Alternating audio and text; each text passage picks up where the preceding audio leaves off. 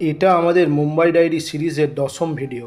আমরা আবার একটা নতুন দিনে বেরিয়ে পড়েছি। আজকে আমরা যাব সিদ্ধিবিনায়ক মন্দির দেখার জন্য, তার সঙ্গে মহালক্ষ্মী মন্দির আর হাজি আলি দরগা। তো প্রথমে যাব আমরা সিদ্ধিবিনায়ক মন্দির, যেটা দাদর থেকে যেতে হয়। তো এখন আমরা কপার ট্রেনের স্টেশনের কাছে চলে এসেছি। এইখান থেকে আমরা ট্রেন ধরে থানে থেকে চেঞ্জ করে সেন্ট্রাল লাইনে দাদরে নামবো। তো এখন এই কপার ট্রেনের স্টেশনের সামনে আমরা, এখন বাজে 12টা, আমরা একটু বেলা করেই বেরোলাম। আমরা এখন কপার খিরানের স্টেশনে এসে পৌঁছেছি। 12:36 থানের লোকাল আমরা ধরবো। তো এখন বাজে 12:33, ট্রেন আসতে এখনও 3-4 মিনিট বাকি। কিছুক্ষণের মধ্যে থানের লোকাল এসে পৌঁছালো। ট্রেনে উঠে পড়লাম। আজকে আমি দাদর স্টেশনের আশপাশে 3টে স্থান ঘুরে দেখব।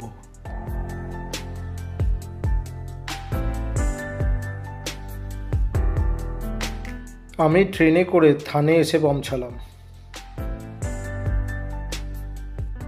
থানে এসে পৌঁছেছি। এখন বাজে 12:55। একটা চেন্নাই, একটা ছত্রপতি শিবাজি মহারাজ টার্মিনালের জন্য ফার্স্ট আছে। তো আমরা সেইটাই ধরবো 6 নম্বর থেকে। আমরা এখন দাদর স্টেশনে এসে নামলাম। এবারে আমরা স্টেশনের বাইরে গিয়ে লাঞ্চ করব, করে আমরা মন্দিরের দিকে যাব, সিদ্ধিবিনায়ক মন্দির। থানে থেকে ট্রেন চেঞ্জ করে আমি দাদর এসে পৌঁছালাম। ফাইনালি আমরা স্টেশনের বাইরে এসে পৌঁছালাম। এইখানে দাদরে ফুলের মার্কেট বসে। তো এইখানে মুম্বাই সবচেয়ে সস্তা ফুলের মার্কেট, যেটা আমাদের কলকাতায় যেমন জগন্নাথ ঘাট, এখানে তেমন এই দাদর রেল স্টেশনের কাছে সব ধরনের ফুল পাওয়া যায়। ফ্রেশ ফুল, কুচো ফুল কিলো দামে বিক্রি হচ্ছে, একদম ফ্রেশ ফুল।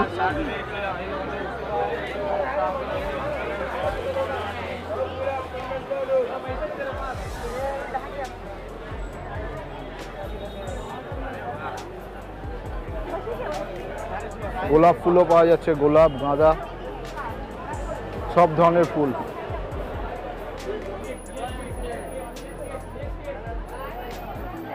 একদম টাটকা গাছ থেকে পাড়া ফুল বিক্রি হচ্ছে।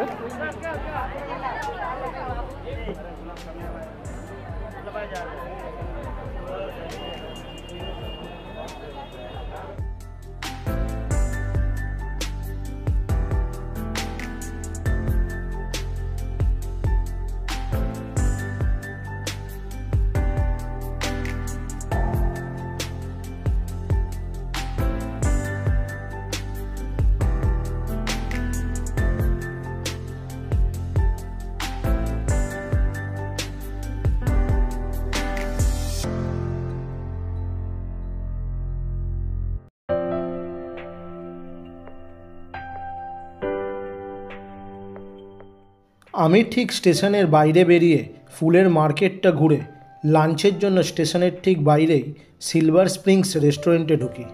লাঞ্চ করতে এসেছি এখন হোটেলে। লাঞ্চ করে আমরা ফাইনালি সিদ্ধিবিনায়ক মন্দিরের কাছে যাব। এটা স্টেশনের কাছে সিলভার স্প্রিং হোটেল। তো এখানে আমরা অর্ডার দিয়েছি রুটি আর সবজি। ওদের লাঞ্চ দিয়ে গেছে। এখন রুটি আর তন্দুরি রুটি, এগ ভুজিয়া আর মিক্সড ভেজ। তো আমরা এবার খেয়ে নেব। আমার এখন লাঞ্চ হয়ে গেল। এই ব্রিজের ওই দিকেই দাদর রেল স্টেশন, ওই দেখা যাচ্ছে।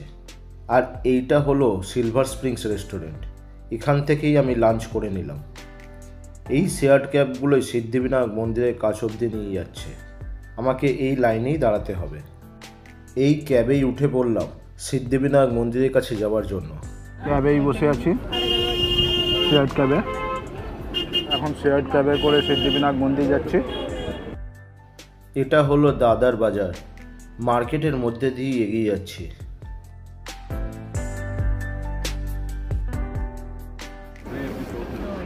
এই মেন চকে চলে এলাম আমরা।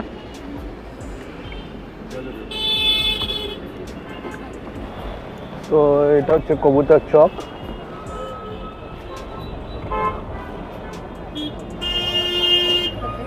প্রচুর পায়রা বসে আছে।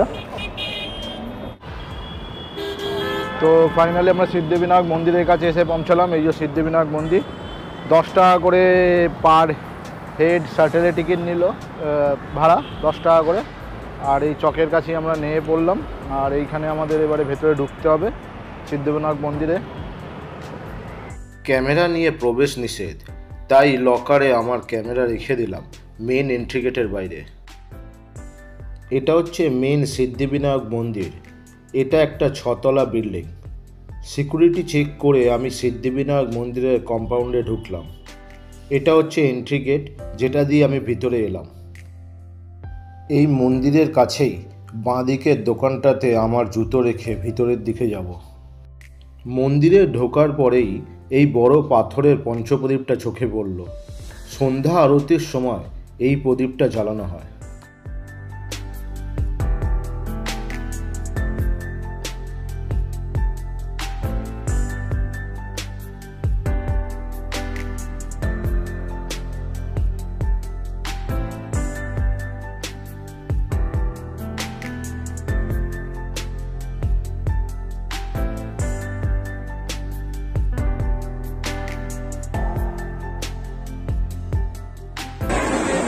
সব লাইন করেছে পুজো দেওয়া।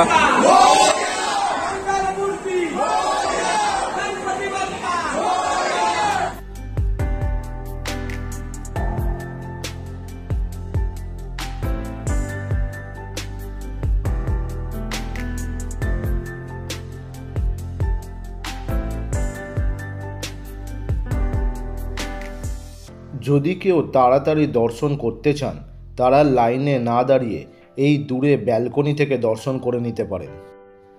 শ্রী সিদ্ধিবিনায়ক মন্দির মুম্বাইয়ের একটি অত্যন্ত জনপ্রিয় হিন্দু মন্দির, যা সিদ্ধিদাতা গণেশের প্রতি উৎসর্গিত। এটি মুম্বাইয়ের প্রভাদেবী এলাকায় অবস্থিত। এই মন্দিরটি শুধু মুম্বাই শহরের নয়, পুরো ভারতের মধ্যে একটি অন্যতম পুণ্যস্থান হিসাবে পরিচিত। মন্দিরের নামকরণ সিদ্ধিবিনায়ক নামটি দুটি শব্দ থেকে হয়েছে। সিদ্ধি অর্থাৎ সফলতা বা সমৃদ্ধি, এবং বিনায়ক অর্থাৎ যিনি বাধা দূর করেন। তাই সিদ্ধিবিনায়ক গণেশকে সফলতা ও সমৃদ্ধির দেবতা হিসেবে পুজো করা হয়। এগুলো পুজো দেওয়ার দোকান ভেতরে কম্পাউন্ডের মধ্যে।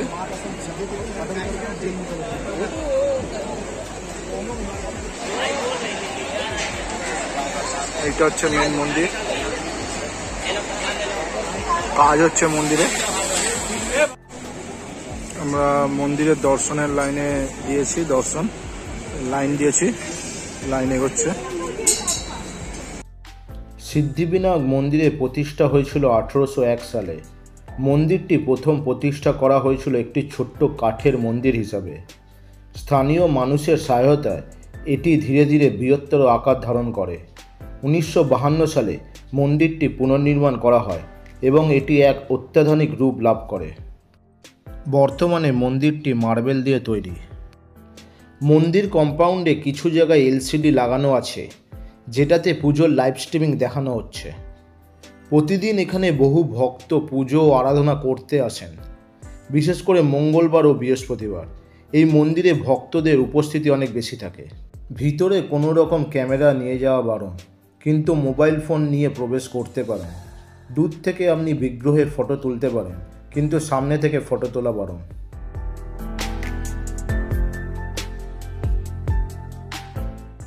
যদি কোনো স্পেশাল পুজো দিতে চান, তাহলে 4 জনের জন্য 1500 টাকা দিতে হবে। সেক্ষেত্রে আপনাদের আলাদা লাইন করে পুজো দেওয়ার সুযোগ থাকবে। আমার নর্মাল লাইনে দাঁড়িয়ে পুজো দিতে 1.5 ঘন্টা সময় লাগলো। আমার সিদ্ধিবিনায়ক মন্দির ঘোরা কমপ্লিট হলো। এবার বাইরে গিয়ে শু স্ট্যান্ড থেকে জুতো আর লকার থেকে ক্যামেরা নিয়ে আমি মহালক্ষ্মী মন্দিরের দিকে রওনা দেব। তো ফাইনালি আমাদের দর্শন হয়ে গেল। এখন 4:20 বাজে। এইখানে এই লাড্ডু দিচ্ছে ফ্রিতে, আমরাও পেয়েছি। তো এবারে আমরা মহালক্ষ্মী মন্দিরের দিকে যাব।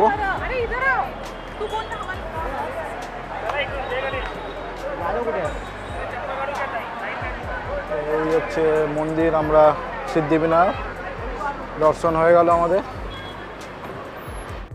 আমি সিদ্ধিবিনায়ক মন্দিরের কাছ থেকে একটা ক্যাব বুক করে নিলাম মহালক্ষ্মী মন্দির যাওয়ার জন্য। গুগলে দেখাচ্ছে সময় লাগবে 20 মিনিটের মতো, আর দূরত্ব 7 কিলোমিটার।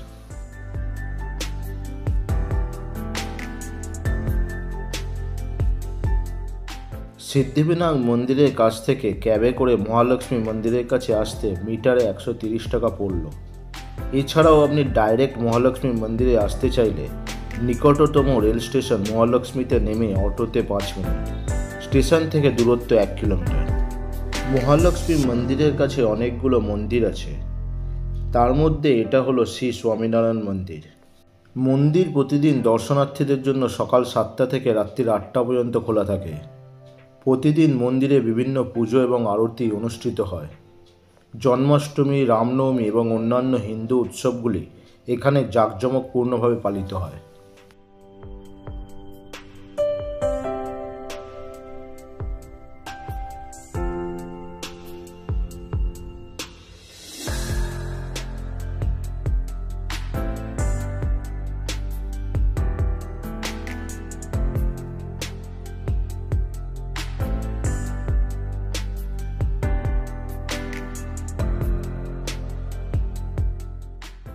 মন্দিরের গর্ভগৃহে ভগবান স্বামীনারায়ণ এবং অন্যান্য দেবদেবীর মূর্তি প্রতিষ্ঠিত। মূর্তিগুলি অত্যন্ত সুশোভিত এবং রঙিন পোশাক ও গহনা দিয়ে সজ্জিত।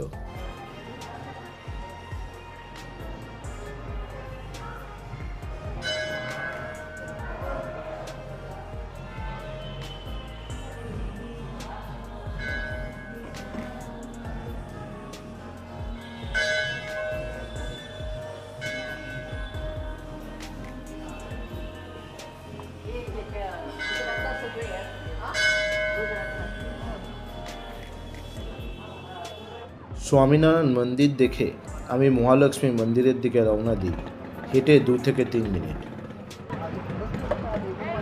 ওই দূরে দেখা যাচ্ছে মহালক্ষ্মী মন্দির, মহালক্ষ্মী মন্দির সামনে।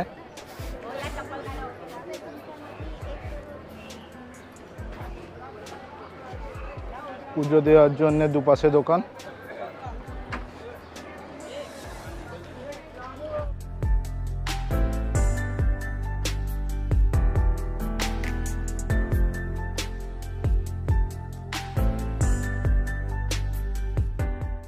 মহালক্ষ্মী মন্দির কম্পাউন্ডের বাইরে এই রাম মন্দিরটা আছে। রাম মন্দির দর্শন করে আমি শু স্ট্যান্ডে জুতো রেখে মন্দিরের মধ্যে প্রবেশ করলাম। মহালক্ষ্মী মন্দির মুম্বাইয়ের অন্যতম বিখ্যাত এবং প্রাচীন হিন্দু মন্দির। এটি মুম্বাইয়ের ব্রিজ ক্যান্ডি এলাকায় ভোলাবাই দেশাই রোডে ওর্লি সাগরের তীরে অবস্থিত। মন্দির প্রতিদিন দর্শনের জন্য সকাল 6টা থেকে রাত্রি 10টা পর্যন্ত খোলা থাকে। এই মন্দিরটি বিশেষত মহালক্ষ্মী, মহাকালী এবং মহাসরস্বতী দেবীর প্রতি উৎসর্গিত। মধ্যে দেবী লক্ষ্মী, বাঁদিকে দেবী কালী আর ডান দিকে দেবী সরস্বতী বিরাজমান। দেবী মূর্তিগুলি সোনার গহনা এবং ফুল দিয়ে সাজানো আছে। এই মন্দিরে দিনে 5 বার আরতি হয়। এই মন্দিরের প্রতিষ্ঠা 1831 সালে ঢাকজি দাদাজি নামক এক ব্যবসায়ী করেছিলেন। মন্দির সম্পর্কে একটি জনপ্রিয় কাহিনী আছে যে হর্নবি ওয়েলার্ড নামে একটা প্রজেক্ট হচ্ছিল, যেখানে মুম্বাইয়ের 7টা দ্বীপকে ব্রিজের সাহায্যে একসঙ্গে সংযোগের কাজ চলার সময় সমুদ্রের বাঁধ নির্মাণের কাজ 2 বার সমস্যার সম্মুখীন হয়। তখন দেবী মহালক্ষ্মী স্বপ্নে এসে সেই ব্যবসায়ীকে মন্দির নির্মাণের নির্দেশ দেন। মন্দির নির্মাণের পর বাঁধ নির্মাণের কাজ সফল হয় এবং হর্নবি ওয়েলার্ড প্রজেক্টের কাজও সম্পূর্ণ হয়। মহালক্ষ্মী মন্দির দেখে আমি বাকি আশপাশের মন্দিরের দিকে এলাম। এইখানে একটা পুরনো শিব মন্দির আছে। এটা শ্রী পরম রামেশ্বর মহাদেব মন্দির। মন্দিরে রিনোভেশনের কাজ চলছে, তাই বাইরে থেকেই দর্শন করলাম। এটা দর্শন করে আরও কিছুটা এগিয়ে যেতে চোখে পড়ল ত্রম্বকেশ্বর মহাদেব মন্দির।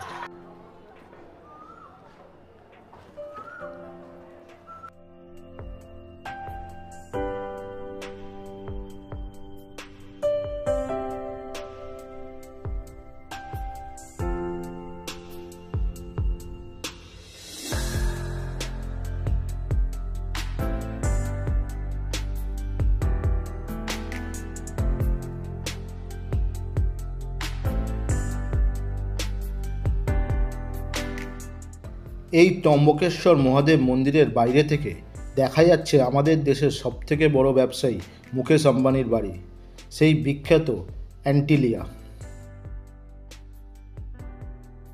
ত্রম্বকেশ্বর মহাদেব মন্দির ঘুরে আমি হাজি আলি দরগার দিকে যাচ্ছি। হাজি আলি দরগার এন্ট্রি রাস্তায় ঢুকলেই চোখে পড়বে লাইন দিয়ে অনেক দোকান, যেখানে চাদর, রুমাল, ফুল বিক্রি হচ্ছে। হাজি আলি দরগা ভারতের মুম্বাইয়ে অবস্থিত একটি বিখ্যাত মাজার। দরগাটি মুম্বাইয়ের ওর্লি সমুদ্র উপকূলে একটি ছোট্ট দ্বীপের ওপর অবস্থিত। এটি শুধুমাত্র একটি ধর্মীয় স্থান নয়, এটি মুম্বাইয়ের একটি গুরুত্বপূর্ণ পর্যটন আকর্ষণ। হাজি আলি দরগা সব ধর্মের মানুষকে আহ্বান জানায়। জোয়ার ভাটার কারণে দিনের কিছুটা সময়ের জন্য এই দরগার আশপাশটা সমুদ্রের জলে ভরে যায়। তখন দর্শনার্থীদের এই দরগার কাছে যেতে দেওয়া হয় না। এটি হাজি আলি শাহ বুখারির স্মৃতির উদ্দেশ্যে নির্মিত, যিনি একজন মহান সুফি সাধক ছিলেন। হাজি আলি শাহ বুখারি মূলত উজবেকিস্তানের বুখারা থেকে আগত ছিলেন। তিনি ইসলাম ধর্মের প্রচারের উদ্দেশ্যে ভারতবর্ষে আসেন। পরবর্তীতে তিনি মক্কায় হজ পালন করতে যান এবং সেখান থেকে ফিরে আসার পর মুম্বাই স্থায়ী হন। হাজি আলি শাহ বুখারির মৃত্যুর পর 1431 সালে তার স্মৃতির উদ্দেশ্যে এই মাজারটি নির্মিত হয়।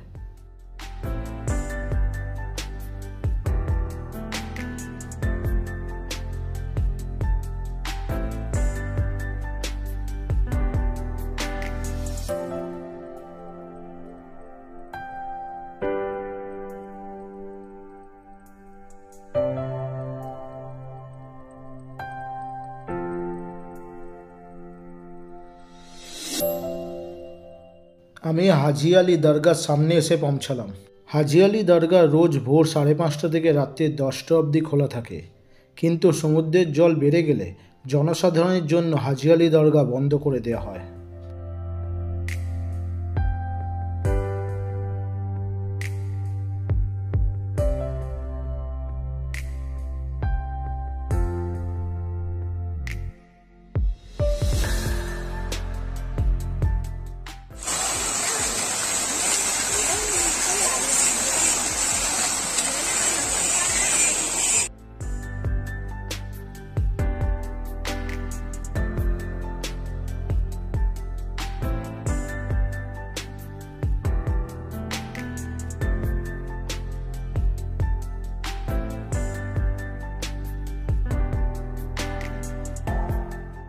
এই দরগার এখানেই চাদর চড়ানো হয়।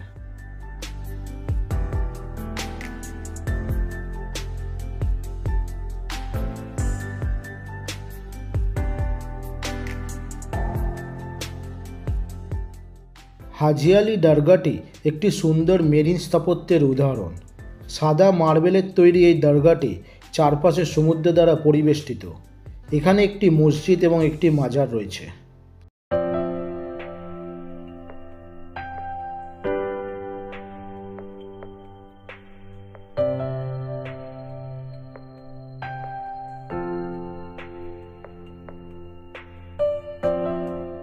এখান থেকে সূর্যাস্তের একটা সুন্দর ভিউ দেখতে পাওয়া যায়।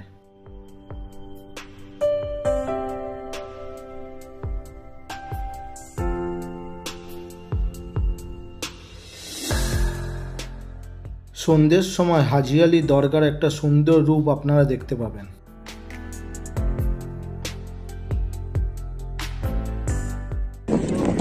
ये महालक्ष्मी मंदिर